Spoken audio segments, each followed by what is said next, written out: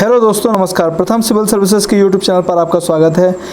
दोस्तों, आज हम मुख्य परीक्षा के न्यू पैटर्न को लेकर अपनी सीरीज़ को स्टार्ट कर रहे हैं, जिसमें हम प्राचीन इतिहास का पेपर सबसे पहले डिस्कस करने वाले हैं, जो कि मुख्य परीक्षा के पैटर्न पर न्यू पैटर्न पर आधारित रहेगा, जिसमें हम 3 मार्कर के 5 क्वेश्चन, 5 मार्कर के 2 क्वेश्चन और 11 मार्कर के 1 क्वेश्चन डिस्कस करेंगे। तो हमारी श्रृंखला के साथ बने रहिए, और यदि आप चैनल पर नए हैं तो चैनल को सब्सक्राइब कर लें, एंड वीडियोज़ आपको पसंद आ रहे हैं तो वीडियोज़ को लाइक कर लें और अपने चैनल के साथ बने रहें, और अपने ज़रूरतमंद दोस्तों को वीडियो ज़रूर शेयर करें। हमारा चैनल उन स्टूडेंट्स को समर्पित है जो कि अभाव के प्रभाव में अपनी तैयारी को पूर्ण रूप नहीं दे पाते हैं। तो चैनल के साथ बने रहिए, और वीडियोज़ पसंद आ रहे हैं तो वीडियोज़ को लाइक कर लें। चलिए शुरू करते हैं।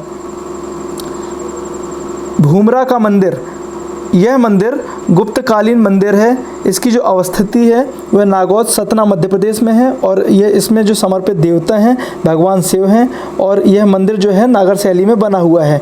ठीक है, तो जो हमारा नया पैटर्न है उसमें हमें 20 शब्दों में 3 मार्कर का जवाब देना है, लेकिन इसमें दोस्तों याद रखिए कि 3 मार्कर में 3 पॉइंट आपको ज़रूर मेंशन करने हैं। मैं आपको 3 से 4 पॉइंट बताने वाला हूं इन क्वेश्चनों में, तो आप सेलेक्टेड जो भी आप याद रख सकें, याद रख के क्वेश्चन पे के हिसाब से आप याद रख सकते हैं। नेक्स्ट क्वेश्चन है क्वेश्चन नंबर 2, रूपनाथ का मंदिर। तो रूपनाथ के बारे में पूछा गया है। तो इसकी जो अवस्थिति है वह जबलपुर जिले के कैमूर पर्वत श्रृंखला की तलछटी में स्थित है, जो कि अशोक का मुख्य शिलालेख संख्या 9 यहाँ को एक चट्टान पर उत्कीर्ण है, और यह भगवान शिव का मंदिर, प्राचीन मंदिर है। ठीक है, तो यहाँ 3 पॉइंट ये हो गए कि यह भगवान शिव का मंदिर है, और यह मुख्य शिलालेख नंबर 1 यहाँ की चट्टान में, यहाँ की एक चट्टान पर उत्कीर्ण है ना, अशोक का मुख्य शिलालेख के अंदर, और यह जबलपुर जिले के कैमूर पर्वत की तलछटी पर स्थित है। तो ऐसे 3 पॉइंट एग्जाम की दृष्टि से जो पूछे जाते हैं याद रखिए। नेक्स्ट है कनिष्क। कनिष्क है कुषाण वंशीय प्रतापी शासक। 78 ईस्वी में 78 ईस्वी में सिंहासन में बैठने पर इन्होंने शक संवत जारी किया था, और इन्हीं के काल पर चतुर्थ बौद्ध संगीति का आयोजन किया गया था। ठीक है, नेक्स्ट है बौद्ध धर्म की महायान शाखा का यह अनुयायी था। तो ऐसे 4 पॉइंट हैं, इसमें से सेलेक्टेड आप चारों पॉइंट को याद रखिए। एग्जाम पे आपको यहाँ पे 3 पॉइंट लिखना है, जो भी आप लोग को याद रखिए वहाँ पे आप लोग लिख सकते हैं। हथनौरा है नेक्स्ट क्वेश्चन है। हथनौरा, तो जिसकी अवस्थिति है वह होशंगाबाद जिला में स्थित है। यह जो कि नर्मदा मानव की खोपड़ी के जीवाश्म की खोज यहाँ हुई थी। और नेक्स्ट है कि इसके खोजकर्ता जो थे अरुण सोनकिया जी थे, और यह मध्य प्रदेश में स्थित पुरापाषाणिक स्थल है। तो ये चारों पॉइंट बहुत इंपॉर्टेंट है।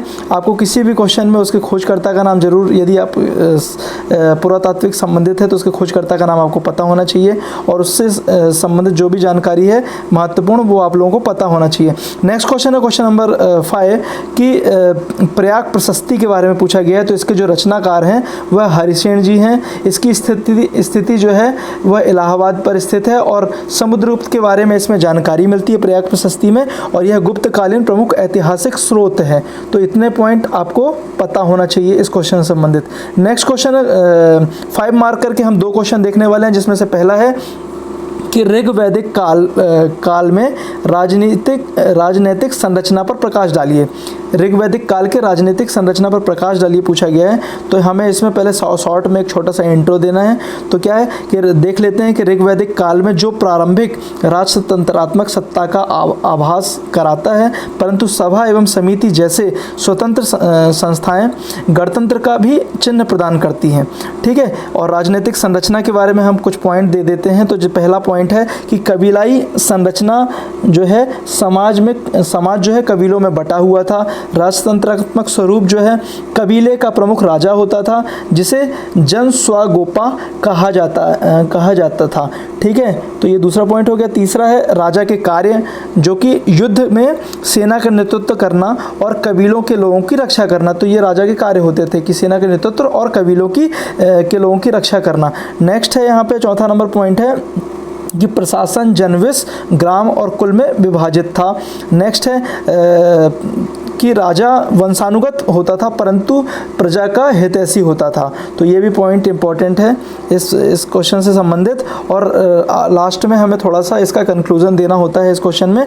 तो इसमें हम देखते हैं कि अतः ऋग्वैदिक काल प्रारंभिक राजनीतिक संरचना को दर्शाता है। तो इस तरीके से आप अपने हिसाब से भी इसका कंक्लूजन बना सकते हैं। इंट्रो भी आप अपने हिसाब से क्वेश्चन का बना सकते हैं। यहाँ हम मॉडल आंसर के रूप में पेपर्स को तैयार कर रहे हैं, तो आपको इसमें से जो भी महत्वपूर्ण जानकारी मिलती है आप अपने नोट डाउन कर सकते हैं और उसको अपने एग्ज़ाम में आगे यूज़ कर सकते हैं। नेक्स्ट क्वेश्चन है क्वेश्चन नंबर 2 कि बौद्ध धर्म के संरक्षक के रूप में कनिष्क का मूल्यांकन करें। बहुत इंपॉर्टेंट क्वेश्चन है, पहले भी एग्जामों में पूछा जा चुका है, तो और टेस्ट सीरीज़ों में भी एग्जाम में पूछ लिया जाता है, तो वो आप लोग देख लीजिए कि भारतीय इतिहास में कनिष्क की प्रसिद्धि बौद्ध धर्म के संरक्षक के रूप में सामने आती है। कनिष्क ने बौद्ध धर्म के संरक्षक के रूप में निम्न कार्य किए।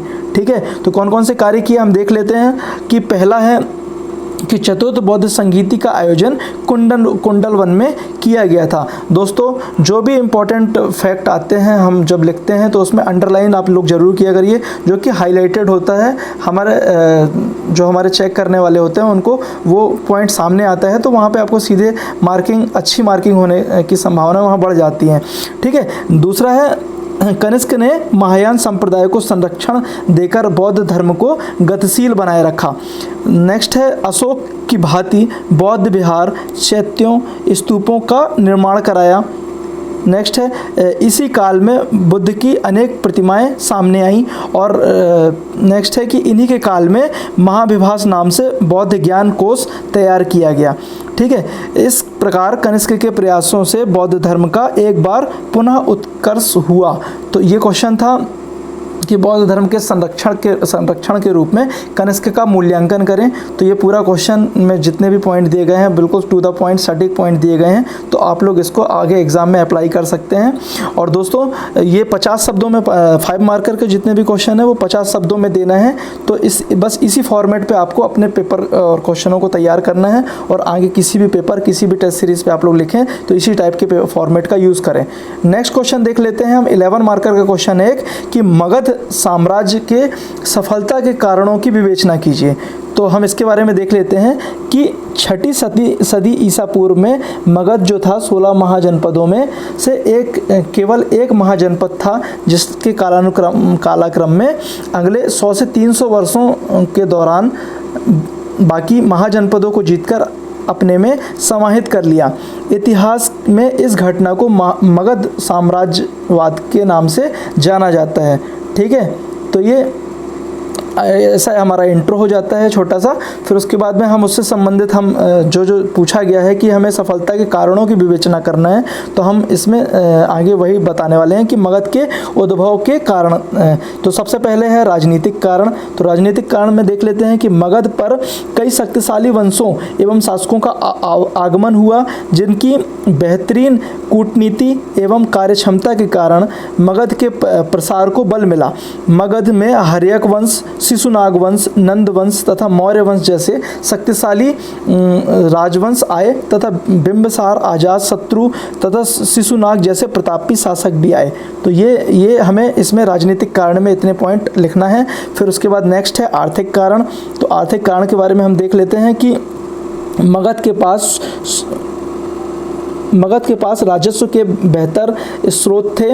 इस समय गंगा घाटी में होने वाली कृषि क्रांति, व्यापार, वाणिज्य तथा नगरीकरण के कारण राज्य को काफ़ी आय प्राप्त हुई, जिससे बड़ी सेना रखना संभव हुआ। मगध के पास छोटा नागपुर पत्थर की, लोहे की खानें थी। जंगलों से उसे हाथी प्राप्त होते थे, जिससे भी उनका सैन्य बल मजबूत होता था। तो ये हो गया आर्थिक कारण। उसके बाद में हमें तीसरा पॉइंट है हमारा सामरिक कारण। तो सामरिक कारण के बारे में हम जान लेते हैं कि मगध की प्रारंभिक राजधानी जो थी राजगृह थी, जो कि 5 पहाड़ियों से घिरी हुई थी। इसी प्रकार उसकी नवीन राजधानी पाटलिपुत्र, जहाँ पे गंगा, सोन, गंडक आदि नदियों से घिरी हुई थी, जिसमें मगध की राजधानी हमेशा सुरक्षित रहती थी। तो जो इसकी स्थिति थी, चारों तरफ से नदियों से घिरी हुई स्थिति थी।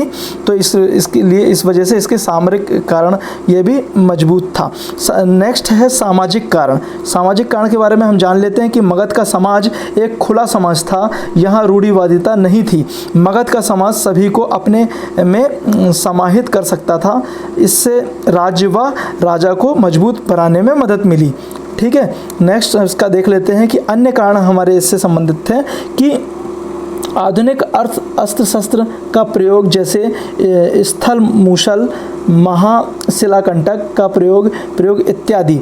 ठीक है, इस प्रकार मगध के पास कई ऐसे कारण थे जिससे वह अन्य महाजनपदों की तुलना में सापेक्षिक अग्रता प्राप्त कर सका तथा विस्तारवादी नीति सफल हुई। तो इतने पॉइंट थे जो कि 11 मार्कर में हमें आगे देने हैं।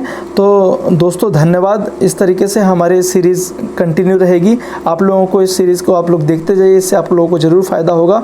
और अपने ज़रूरतमंद दोस्तों को ये वीडियो ज़रूर शेयर करें जिन्हें भी मेंस में सम्मिलित हो रहे हैं, और जो स्टूडेंट तैयारी के लिए नेक्स्ट पीएससी 2021 की पीएससी के लिए भी सम्मिलित हो रहे हैं, उन्हें भी इन क्वेश्चनों को देखना चाहिए, जिससे वो अपनी तैयारी को पहले से ही तैयार कर सकें, और मेंस को पहले से तैयार कर लेंगे तो आपको आगे बहुत हेल्प होगी। तो धन्यवाद। पेपर के साथ बने रहिए। वीडियोस को पसंद आ रहे हैं तो वीडियोस को लाइक कर लें।